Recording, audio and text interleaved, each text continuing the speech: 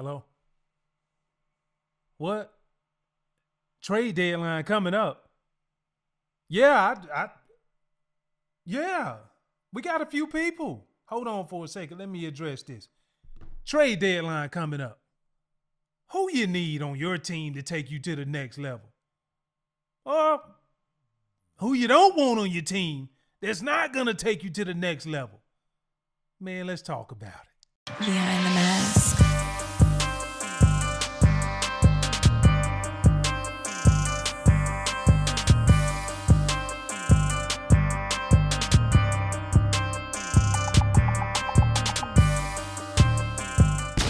Trade season is upon us.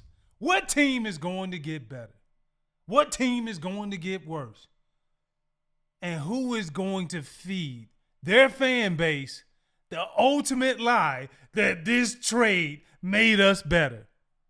So what do you think of the teams that had their identity, but they realized what they got on the roster, that just ain't it? Some teams came into the season and lied to their fan base and said, look, we got the best team that we've had in 5 years. Stop it. No, you don't. Because you wouldn't be doing mid-season trades or early season trades if you did. So we're going to talk about it. What is it like to be traded mid-season? Now, I wish I had that experience. I wouldn't say I wish. Well, maybe if it turned out the way that I wanted it to turn out.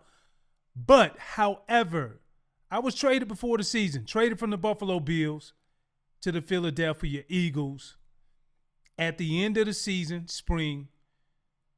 And that was an experience by itself. The expectations, it was everything that I thought it was going to be. For the most part, it was, outside of the fact we still didn't go to the playoffs. I actually knew I was going to get traded. And let me tell you why. Because I told them to trade me.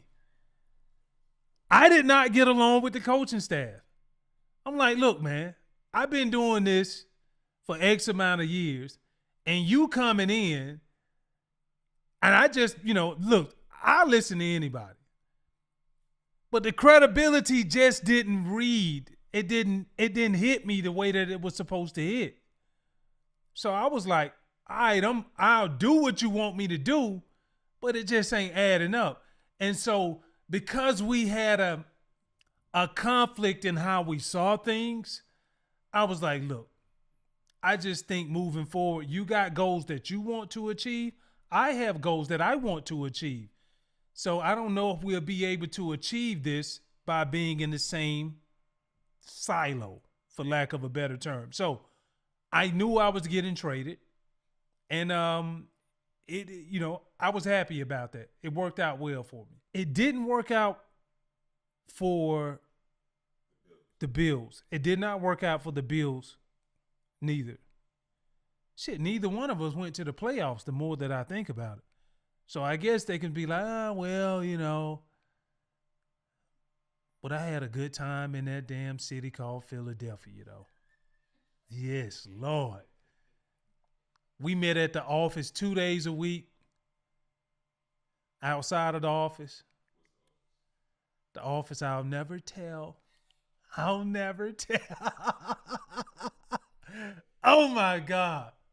The camaraderie was on another level. Being with so many guys that were proven. Being with a lot of guys who knew what it took to win football games. The season didn't end the way that I wanted it to end. Donovan was coming off of his ACL tear. He got hot at the end of the season, but we won too many games too late at the end, didn't make it. But great time for my short cup of coffee in the great city of Philadelphia. And the main reason why teams trade during this time of the year is because they need to fit that gap of need or fill that gap of need, right? Whether or not if it's a wide receiver, running back, and it's usually at a position that a lot of people don't see taking the forefront as far as every time the ball is snapped, you're not seeing that position. But they make that trade because it's the internal guts of what they do. Same thing as when you take your key and you stick it in the ignition and you turn it. That's the type of player that you hope to get when you make that midseason trade. Teams may not be doing well. Shit, they probably not doing well. The more you think, that's the reason why you make the trade. You want to go out and get a player who can come in and fill that gap of need, a player who can come in and contribute and be that leader that you need. Oftentimes, it's at a key position, a position that you may not see, but very integral of what you need to happen in order for the other 10 guys to have success. So that's the reason why when you look at teams and they make trades midseason, that's the reason why they make them, because they need to address something that they really need in order to get over the hump. And we ain't talking about winning 8-9 games. We're talking about getting the chance to get inside of the playoffs so you can have a chance to be able to play for it all. Bottom line, period. That's what it's about. Sometimes do players put out their best effort in the preseason when it don't count and get to the regular season and live bullets is a whole different story? Now, I've seen teams to where they go out and they make these trades, and some guys who are, we call them mini camp warriors. You don't have no pads on. You got the shorts.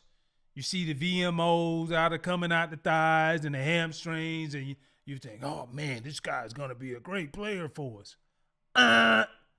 When you put the pads on, it's equivalent to somebody bringing out the raid.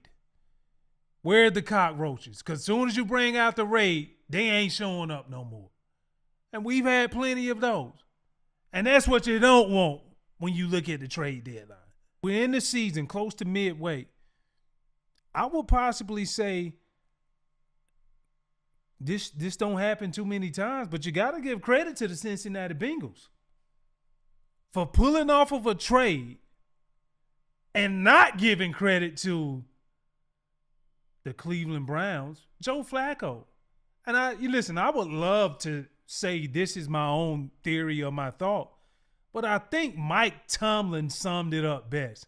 How can you think so highly of a player who's your quarterback? I'm sorry, your starting quarterback, and then you turn around and send him off, trade him inside the division? Come on, man, what we doing? Shout out to the Cincinnati Bengals. You knew Joe Burrows was not coming back, and you got to do something. All of that talent. And I'm talking about T. Higgins. I'm also thinking about Jamar Chase. You got to be able to feed the guys the ball. And I know things didn't go well the first week, but guess what happened that next week's people? He played hero ball. If you play me man, I know my individual wide receiver is better than your defensive back. And that's exactly what he did. So shout out to Joe Flacco for not only coming in as a big-time professional, understanding what's required of him, but not even knowing the playbook, but he knew enough to get by. If I got man-to-man, that means you're coming on with the blitzes. We talking a little football talk right now. But if you're sending blitzes, that means you're in man. I'm going to find my go-to guy who I know you can't stop. And that's exactly what he did. Cincinnati Bengals. Cheers. Well played. Mike Tomlin hates it. I somewhat likes it.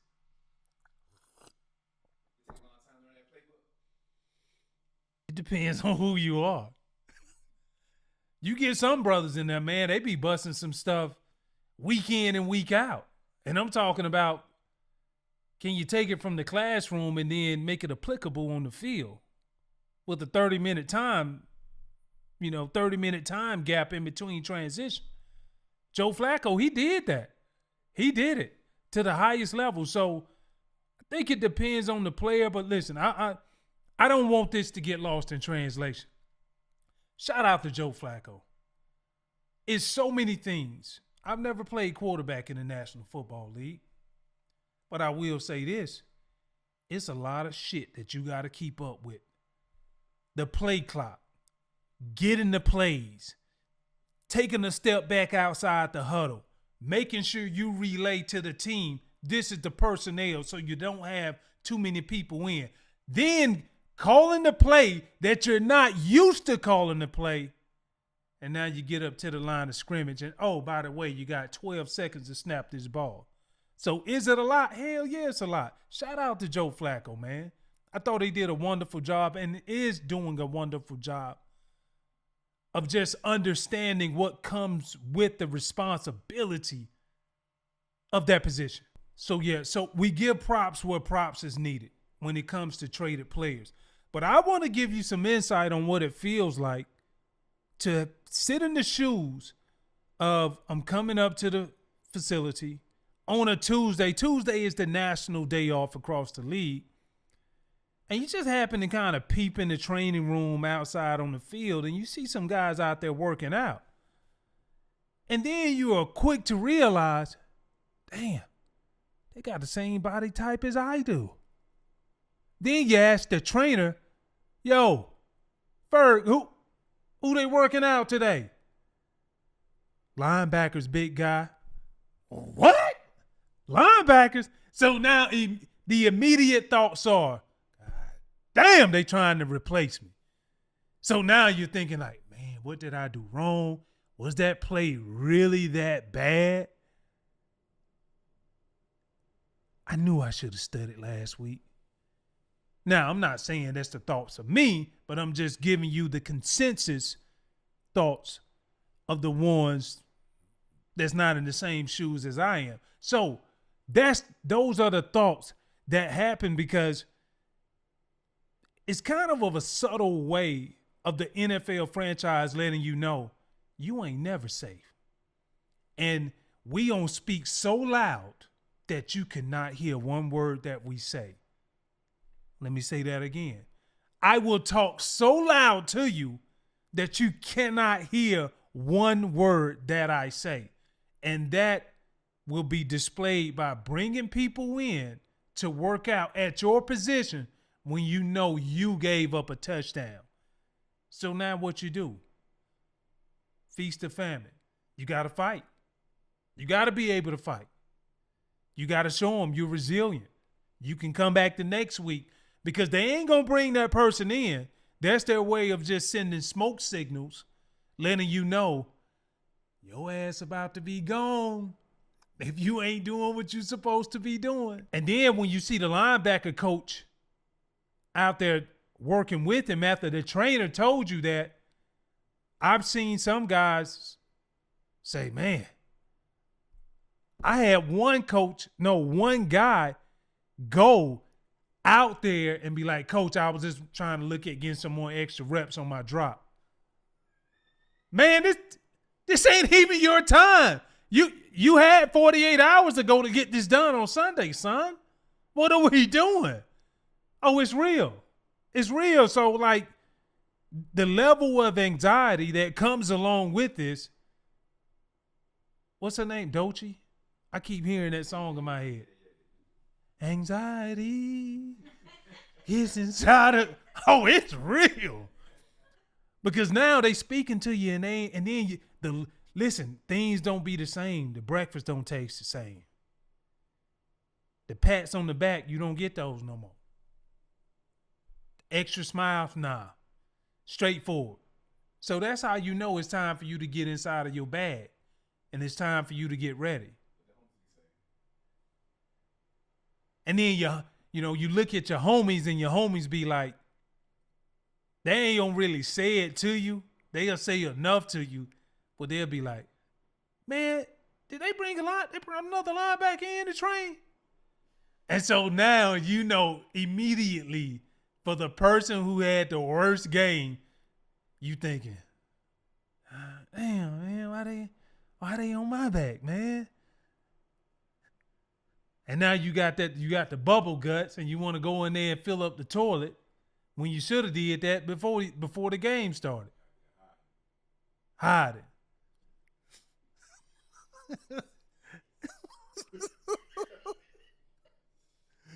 Shout out to the homie Tutan Reyes. He was with the Tampa Bay Bucks.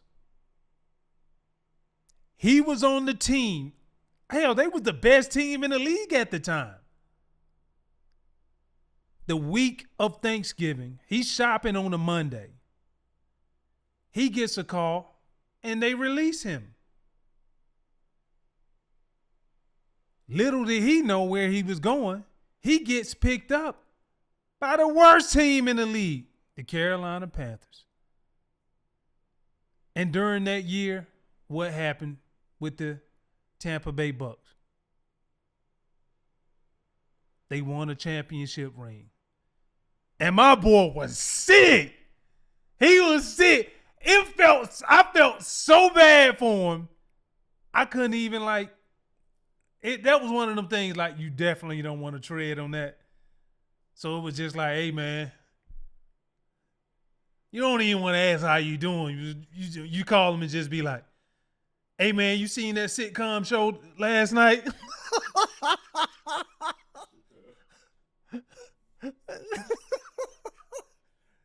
My boy was hurt. He was hurt. So I'm sharing this story, not to pick on my dog Tutan, but I'm sharing this story like the perspectives. It's all about the seat that you sit in. And I was fortunate enough, I was traded to Philly. My seat was good. But his seat wasn't, because if he would have stayed on that team for the year, he would have had a Super Bowl ring, even though he played for a Super Bowl with the Panthers. So it's all about perspective.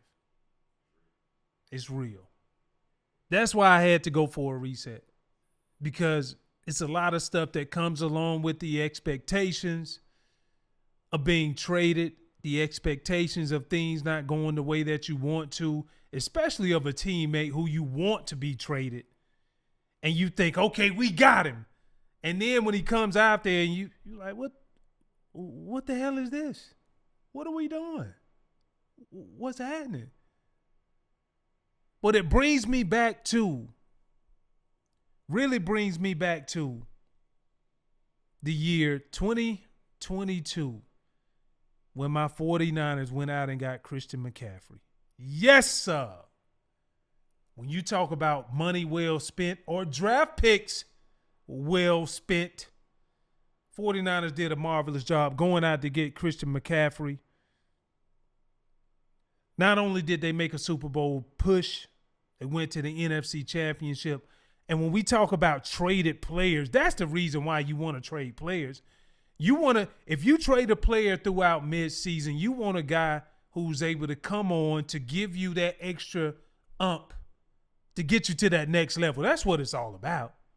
You got to get to that next level, period. And if you get somebody hurt, you want to bring a better player in so you can sustain what you're doing. I know this is not a trade, but I think about the Philadelphia Eagles signing Brandon Graham, bringing him back off the street. He probably was fishing in Cabo somewhere. I was gonna meet him at some point. But nah, he's back in the fold now. So that's that's the premise of being able to say, you know what, if we're gonna make a move throughout the season or in season, you gotta be able to make a strong move to bring somebody who can contribute right then and right now. Bottom line. So like you as a player, as a leader, how do you view the new guys that come in mid-season? Okay, so when a new player comes inside of my locker room,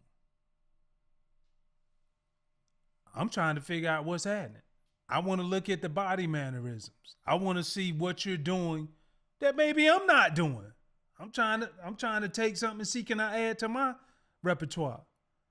But more than anything, I want to make sure the culture stays where it needs to be in order to get where we need to go collectively. I'm looking at him from the way that he handles himself in meetings, the way that he even comes around in small gatherings and be able to talk. What you talking about all the time? And I know we all talk about the nonsense, the things that really don't applicable to football that we all indulge in, which is fine. But you can't be talking about that all the time when you fresh off the Greyhound bus, bro. Like what we looking for some type of leadership. So you got to make sure the main thing stays the main thing. I'm looking at every little thing that you do. One, I want to preserve the culture of what was established.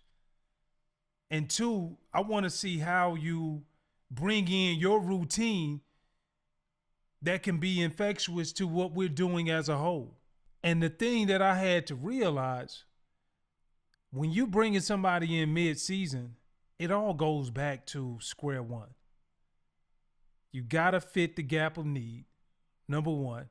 And number two, this person can be, which is key word, can be or could be an integral part of what you guys need in order to get to that next level. And for me, being a captain of the defense and understanding that, I've always paid attention to that 360. And that was one of the things that I've always monitored from day one when they arrived. If you bringing somebody in, there's no way you bringing somebody in unless you're Joe Flacco and you give them the radio inside of the helmet. It ain't happening. So, you gotta be able to nurture that process until that guy becomes the guy that you want him to be. And you got to make sure he has everything he needs, because we don't want no excuses at the end of the day. That's how they look at it from upstairs, from the executive side. And that's how me as a captain and the other guys on the team look at it the same way, period. Typically, when you see a star player who gets traded, it's several thoughts. You think initially they want to get paid, want to get the money. I mean, we all do want the bag. Like, let's be real. We all do. Like, not finna sit up here in front with you. We all do. Then the next thought process is, okay, we gonna turn a blind eye to whatever happened over there because we know you can help us, right? But then the fearful thing of it all is the what if. What if he was in that market and they built this player up into what he is, and he really is not the performer that we thought he was? And that's the most disappointing thing. But what I can say is the one that I think about the trade that happened that was close to a guy who was disgruntled outside of me in Buffalo was Marshawn Lynch. And he went to Seattle, and they ended up going, a few back-to-back Super Bowls, if I'm not mistaken, and also won a ring. So more than anything, I think what came out of that trade was most important. That was the beginning of beast mode. So that trade worked out for Seattle, worked out for Marshawn Lynch, and even to this day, my dog still doing well. He got the deodorant. Shout out to Marshawn. I bought your blender too, the beast mode blender. So, yeah, we supporting you, big dog. We supporting you. They love you as a player when they get you. Love you. Not the LOVE, the LUV. That hits a little harder. And what I mean by that is tackle for a loss. Oh, my goodness. Oh, he's the only one that could have made that play. Oh, he has a career high in tackle for losses. 5 interceptions. Oh, that's a career high. Now, you do that for a consecutive amount of years. Now, when it comes time to renegotiating, so you can sign a long-term deal with that team, now the song changes. Now it's, we see all of this, the same thing that you complimented me on in the beginning and throughout the time when I did it. Now you're telling me, well, it's not as many as this person right here. It's not as many as Ray Lewis. Well, it's not as much as You didn't play in as many games as London Fletcher played in. And it's like, hold up, which one is it? So now I say all of that to say they love you when they love you. They love you until you ask for more money. And so what you gonna do? Keep that in your mind and always understand and know, strike while the iron is hot. And understand, you never get what you deserve, you get what you negotiate. And if you keep that close to your vest and understand that moving through the business aspects of life, including football, because it's a business, your feelings won't be hurt. When it's time to get traded, or if you start hearing trade talks, I'm not finna sit up here and tell you to, like, oh, I'm offended. I was traded. I actually kind of pushed the trade a little bit. What I want to tell you is this. It's part of the lifestyle that comes along with it. And you have to understand that. All you need to know and understand is this. If it is, or if you are a part of the conversation, how can I redirect and go where you feel like your talents will be put on a pedestal? Everybody wants results. And they're going to do whatever it takes to get them. And as long as you know that, it ain't going to be no problem.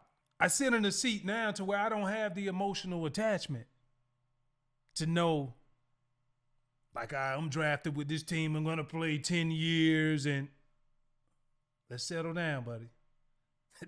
That ain't happening no more. You thought that? I thought that until I got going.